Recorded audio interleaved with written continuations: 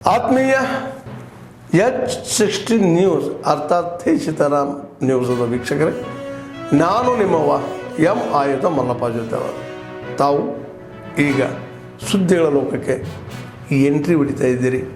ಈ ಸುದ್ದಿಗಳನ್ನು ಪ್ರತಿಯೊಂದು ನೋಡೋ ಜೊತೆಗೆ ನಿಮ್ಮ ಅಭಿಪ್ರಾಯಗಳನ್ನು ಹಚ್ತಾ ಇರಿ. ಯಾಕಂದರೆ ಈ ಸುದ್ದಿಗಳು ನಿಮಗಾಗಿ, ನಿಮ್ಮ ಬದುಕಿಗಾಗಿ, ನಿಮ್ಮ ವೈಚಾರಿಕೆಗಾಗಿ, ನಿಮ್ಮ ತಿಳುವಳಿಕೆಗಾಗಿ ಅನ್ನೋದು ನಿಮಗೂ ಗೊತ್ತು. ಜೊತೆಗೆ ನಮಗೂ ನಿಮ್ಮೊಂದಿಗೆ ಇದೊಂದು ಮಾತಾಡುವಂಥ ಜೊತೆಗೆ ಸುದ್ದಿಗಳನ್ನು ಬಿಡುವಂಥ ಕೆಲಸ. ಈ ಕೆಲಸದಲ್ಲಿ ನಾವು ನಿಮ್ಮೊಂದಿಗಿದ್ದೀವಿ ಅಂತ ಹೇಳ್ತಾ ನೋಡ್ತಾ ಇರಿ ಸುದ್ದಿಗಳನ್ನು. ಸಾಂವಿಧಾನಿಕವಾಗಿ ಸರ್ಕಾರ ನಡೆಸೋಕ್ಕೆ ಹಕ್ಕು ಇದೆಯೋ ಇಲ್ವೋ, ಶಕ್ತಿ ಇದೆಯೋ ಇಲ್ವೋ, ಇದು ನಮ್ಮ ಪ್ರಶ್ನೆ ಇದೆ. ಸಹಜವಾಗಿ ಕೋಗಿಲು ಅಕ್ರಮ ವಲಸಿಗರನ್ನ ನೋಟಿಸ್ ಕೊಟ್ಟು 167 ಮನೆಗಳನ್ನ ತೆರವುಗೊಳಿಸುವುದನ್ನ ಸರ್ಕಾರ ಮಾಡ್ತು. ತುಂಬಾ ಒಳ್ಳೆ ಕೆಲಸ. ಅವರಿಗೆ ಪದೇ ಪದೇ ನೋಟಿಸ್ ಹೋಗಿದೆ. ಅಲ್ಲಿ ಯಾರು ಶೆಡ್ ಹಾಕೊಂಡಿದ್ದಾರೆ ಇದು ಅಕ್ರಮ ಅಂತ ಹೇಳಿದೆ. ಯಾವ ಸಾಲಿಡ್ ವೇಸ್ಟ್ ಮ್ಯಾನೇಜ್ಮೆಂಟ್ಗೆ ಘನ ತ್ಯಾಜ್ಯ ನಿರ್ವಹಣೆಗಾಗಿ ಅಲ್ಲಿ ಜಮೀನನ್ನ DC ಅವರು ಕೊಟ್ಟಿದ್ರು. ಸಾಲಿಡ್ ವೇಸ್ಟ್ ಮ್ಯಾನೇಜ್ಮೆಂಟಿನ ಕೆಲಸ ಅಲ್ಲಿ ನಡೀತಾ ಇತ್ತು. ಅಲ್ಲಿ ಯಾರೋ ಅಕ್ರಮ ವಲಸಿಗರು ಬರ್ತಾರೆ, ಶೆಡ್ ಹಾಕೊಂತಾರೆ. ಆ ಶೆಡ್ ಅನ್ನ ಕಾನೂನುಬದ್ಧವಾಗಿ ತೆರವುಗೊಳಿಸುವುದನ್ನ ಸರ್ಕಾರ ಮಾಡ್ತು. ಆದ್ರೆ ಇದನ್ನ KC ವೇಣುಗೋಪಾಲ್ ಪ್ರಶ್ನೆ ಮಾಡ್ತಾರೆ, ಸೂಚನೆ ಕೊಡ್ತಾರೆ.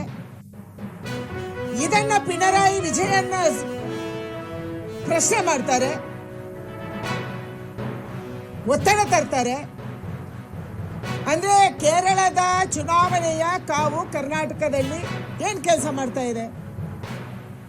ಒಂದು ಕಡೆ UDF ಅವರು, ಇನ್ನೊಂದು ಕಡೆ LDF ಅವರು. ಕರ್ನಾಟಕದಲ್ಲಿ ಹೇಗೆ ಸರ್ಕಾರ ನಡೆಸಬೇಕು, ಹೇಗೆ ಅಕ್ರಮ ವಲಸಿಗರನ್ನ ಆಚೆ ಹಾಕಬೇಕೋ ಬೇಡವೋ, ಇದನ್ನ UDF ಮತ್ತು LDF. ಹಾಗಾಗಿ ಭಾರತೀಯ ಜನತಾ ಪಾರ್ಟಿ ಒಂದು ಜವಾಬ್ದಾರಿಯುತ ವಿರೋಧ ಪಕ್ಷವಾಗಿ ಕೈ ಕುಟ್ಕೊಂಡು ಕೂರೋದಕ್ಕೆ ಸಾಧ್ಯ ಇಲ್ಲ. ಈ ಕಾಂಗ್ರೆಸ್ ಸರ್ಕಾರದ ನೀತಿಗಳನ್ನು ನೋಡ್ತಾ ಇದ್ರೆ ರಾಜ್ಯದ ಜನ, ಈ ನಾಡಿನ ಜನ ದಂಗೆ ಹೇಳುವಂತ ಪರಿಸ್ಥಿತಿ ಕಾಂಗ್ರೆಸ್ ಸರ್ಕಾರದ ವಿರುದ್ಧ ಅಂತ ಪರಿಸ್ಥಿತಿ ನಿರ್ಮಾಣ ಆಗಿದೆ. 5ನೇ ತಾರೀಕು ಬೆಂಗಳೂರಿನಲ್ಲಿ ನಮ್ಮ ರಾಜ್ಯದ ಕೋರ್ ಕಮಿಟಿಯನ್ನು ಕೂಡ ನಾವು ಕರೆದಿದ್ದೇವೆ. ಡ್ರಗ್ ಮಾಫಿಯಾ ವಿಚಾರ ಇರ್ಬೋದು,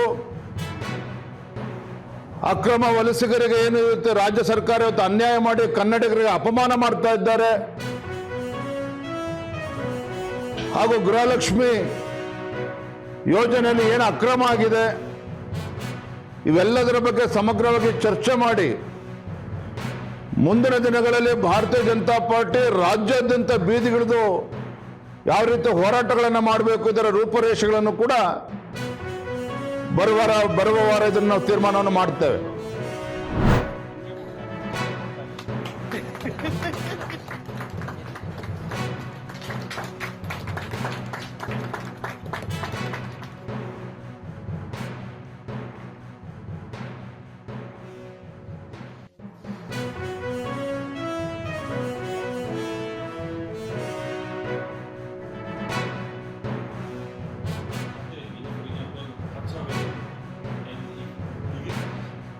ಪ್ರತಿಯೊಬ್ಬರು ಕೂಡ RBIನ ಉದ್ಗಮ್ ಪೋರ್ಟಲ್ ಅಂತ ಒಂದಿದೆ.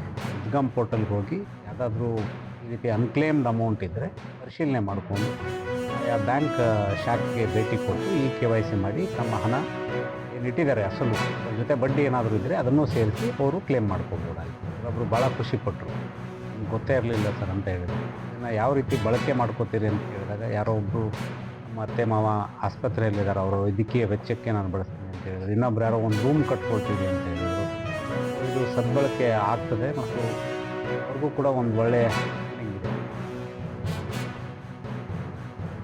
ಬಿಸ್ನೆಸ್ ಕರೆಸ್ಪಾಂಡೆನ್ಸ್ ಇರ್ಬೋದು, ಎಲ್ಲರೂ ಕೂಡ ಇದು ಕೆಂಪೇನ್ದು ಅವೇರ್ನೆಸ್ ಕ್ರಿಯೇಟ್ ಮಾಡಬೇಕು. ಇದು campaign it's not for the 3 months. ಇದು 3 ತಿಂಗಳು ಮಾತ್ರ ಇಲ್ಲ, ಅದು ಕಂಟಿನ್ಯೂಸ್ ಆಗಿ, I mean like it is forever, it has to be going on. ಅಂದ್ರೆ ಕಂಟಿನ್ಯೂಸ್ ಆಗಿ ಇದು ಕ್ಯಾಂಪೇನ್ದು ನಡಿಬೇಕು. ಅಂದ್ರೆ like awareness, as long as you create awareness for this campaign, then what you call it, the people will get awareness regarding this campaign, and they will come to the bank branches for the settlements of the claim.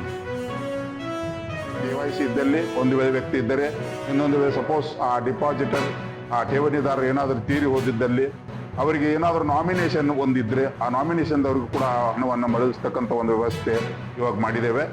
ಮತ್ತೆ ಒಂದು ವೇಳೆ nomination ಇಲ್ಲ, ತೀರಿ ಹೋಗಿದ್ದಾರೆ ಅಂದಾಗ ಅವರಿಗೆ ಸರಾಸರಿ ಏನೋ ಒಂದು ಕಾನೂನಿನ ಪ್ರಕಾರ ಪೇಪರ್ಸ್ಗಳನ್ನು, ಕಾಗದ ಪತ್ರಗಳನ್ನು, ದಾಖಲಾತಿಗಳನ್ನು ಪಡೆದುಕೊಂಡು ಅವರಿಗೂ ಕೂಡ ಹಣದ ಮರುಪಾವತಿ ಮಾಡ್ತಕ್ಕಂಥ ವ್ಯವಸ್ಥೆ ಮಾಡಿದ್ದೇವೆ. ಪುಟ್ಬಟ್ ಮಾಲ್ ಮಾರೋರೆ ಅಲ್ಲಿಂದ ಸರ್ ಬಂದಿದ್ದರು ಗ್ರಾಮೀಣ ಬ್ಯಾಂಕಿನವರು, ನಿಮ್ಮದು ದುಡ್ಡು ಬಂದೈತಿ, ಅಮೌಂಟ್ ಬಂದೈತಿ ಅಂದರು.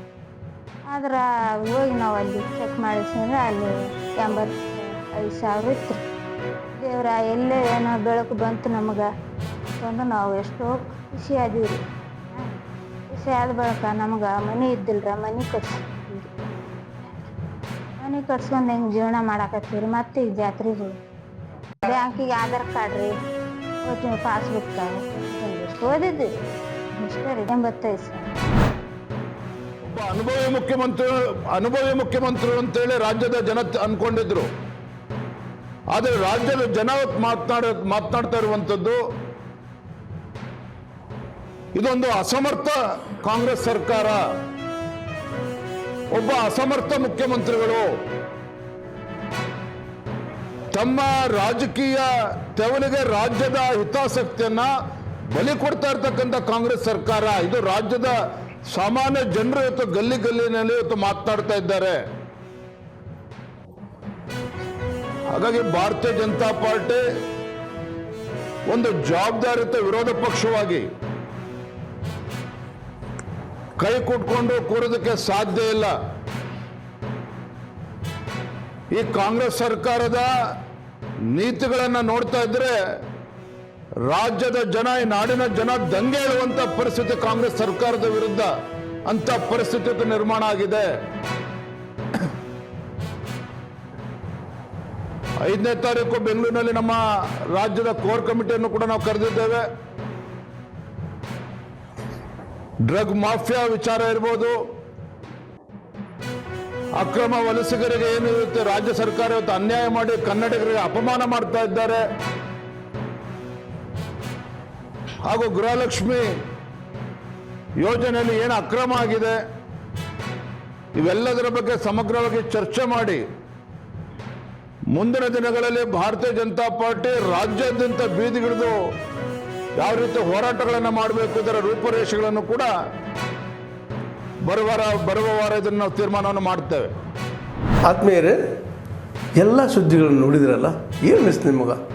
ಇದರಲ್ಲೇ ನಿಮ್ಗೆ ಲೈಕ್ ಆಗಿರ್ಬೋದು, ಡಿಸ್ಲೈಕು ಆಗಿರ್ಬೋದು, ಕಾಮೆಂಟ್ ಬೇಡಪ್ಪ ಅಂತೂ ಅನಿಸಿರ್ಬೋದು, ಕಾಮೆಂಟ್ ಮಾಡಬೇಕಪ್ಪ ಅನಿಸ್ಬೋದು, ಶೇರ್ ಮಾಡಬಾರ್ದಪ್ಪ ಅನಿಸಿರ್ಬೋದು, ಅದು ಮಾಡಬೇಕು ಅನಿಸಿರ್ಬೋದು.